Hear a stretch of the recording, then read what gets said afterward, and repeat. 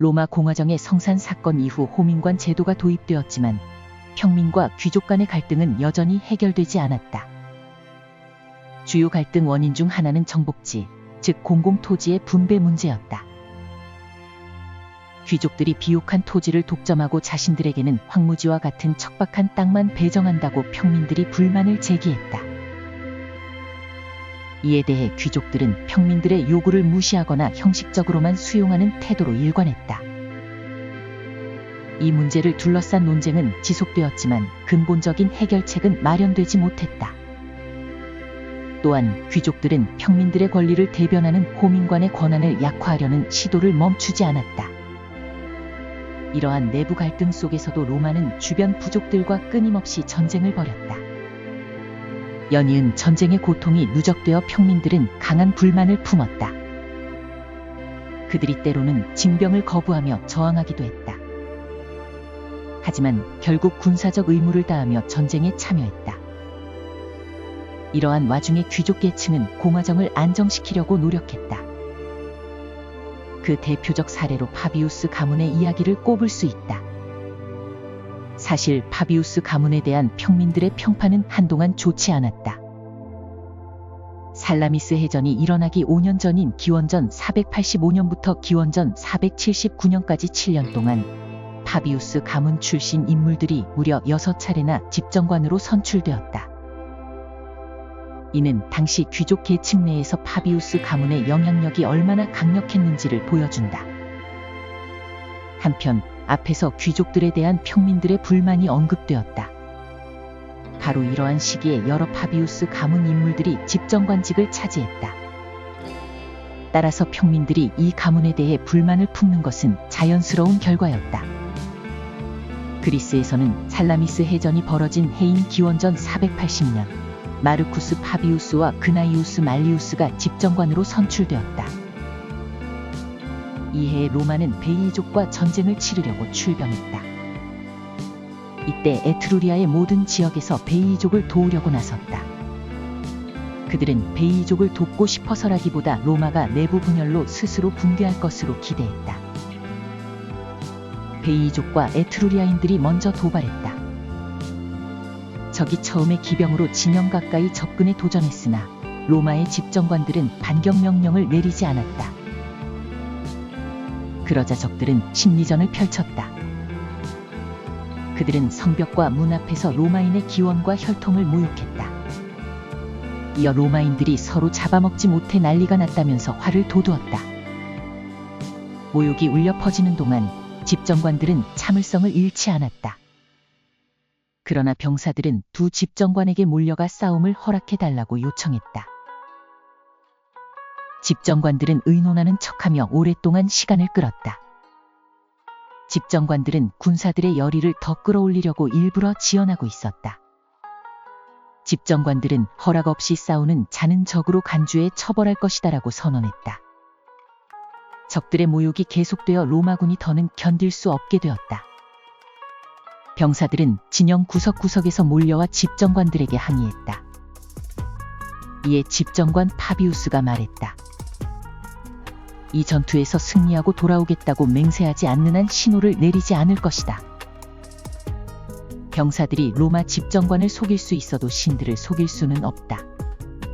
이때 한 백인 대장이 나서서 승리하고 돌아오겠다고 맹세했다. 그 뒤에 전 군대가 차례로 같은 맹세를 했다. 맹세가 끝나자 드디어 전투 명령이 내려졌다.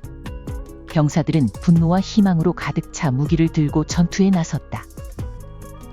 이날 전투에서 평민과 귀족 모두가 비범한 용기를 발휘했다. 특히 파비우스 가문의 이름과 명성이 가장 빛났다. 그들은 오랜 내부 갈등 동안 평민들에게 잃었던 신뢰를 이번 전투를 통해 만회하겠다고 결심했다. 곧 양쪽의 전열이 형성되었다. 서로 피하지 않아서 전투는 금방검을 사용하는 근접전으로 돌입했다. 이 시점에서 전쟁의 격렬함은 극에 달했다. 2년 전에 집정관을 지낸 퀸투스 파비우스는 병사들을 이끌고 빽빽한 베이군에 용감하게 돌격했다. 하지만 그는 가슴에 검을 맞고 쓰러졌다. 로마 병사들은 이에 흔들려 후퇴하기 시작했다.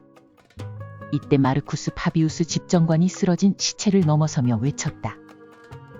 병사들이여, 이것이 너희가 맹세했던 것인가? 신들에게 도망쳐서 진영으로 돌아오겠다고 했는가?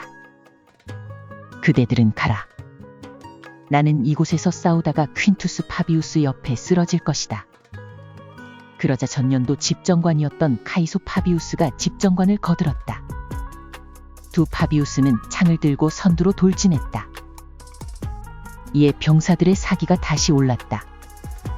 로마 병사들이 전투 대형을 형성해 함성을 지르며 함께 전진했다. 다시 치열한 전투가 전개되었다. 다른 쪽에서는 그나이우스 말리우스 집정관이 병사들을 독려하며 싸움을 이어갔다. 치열한 접전 끝에 결국 로마군이 승리했다. 집정관 파비우스는 원로원의 허가를 받아 개선식을 거행할 수 있었다. 그러나 그는 전사한 이들의 슬픔을 헤아려 이를 사양했다. 개선식을 거절한 그의 결정은 오히려 개선식을 거행했을 때보다 더 큰 로마 시민들의 지지를 얻었다.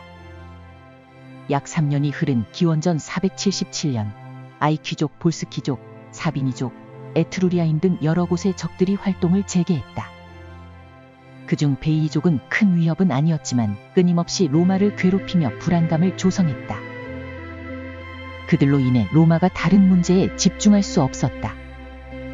이때 파비우스 가문이 원로원에 나섰다. 원로원 여러분, 베이족과 전쟁은 강력한 병력보다 지속적인 병력이 필요합니다. 다른 전쟁에 집중하십시오. 베이족은 우리 파비우스 가문이 맡겠습니다. 이 전쟁은 우리 가문의 책임으로 우리의 사비로 수행할 것입니다. 이에 원로원은 뜨거운 감사를 표했다. 이 소식은 금방 로마 전역에 퍼졌고 사람들은 파비우스 가문을 하늘 높이 칭송했다.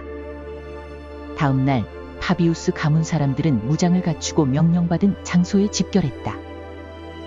기록에는 병력의 수가 306명으로 모두 귀족으로 되어 있다. 로마 역사상 이보다 적은 숫자로 이토록 찬탄을 받은 군대는 없었다.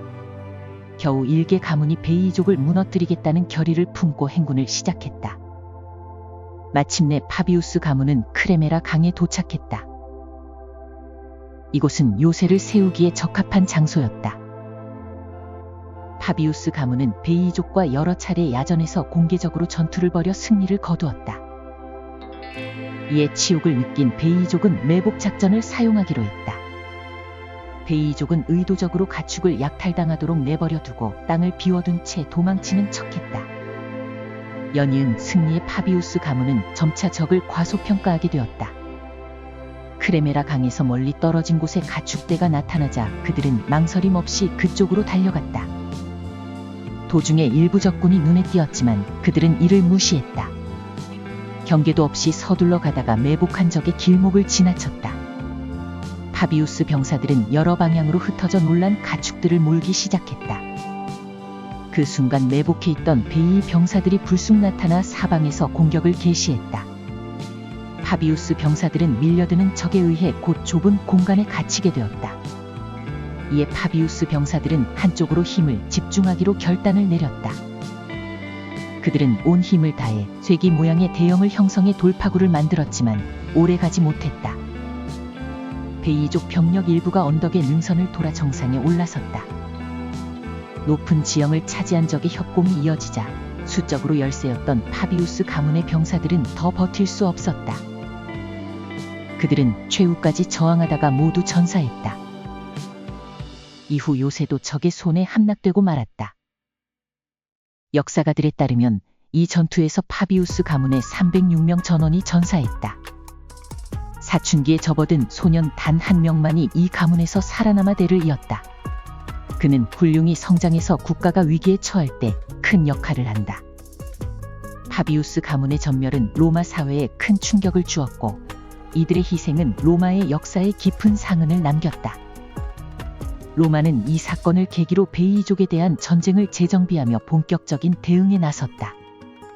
파비우스 가문의 희생은 로마 공화정 초기 발전에 있어 특권층의 도덕적 책무를 상징하는 노블레스 오블리주의 전형을 보여준 하나의 사례였다.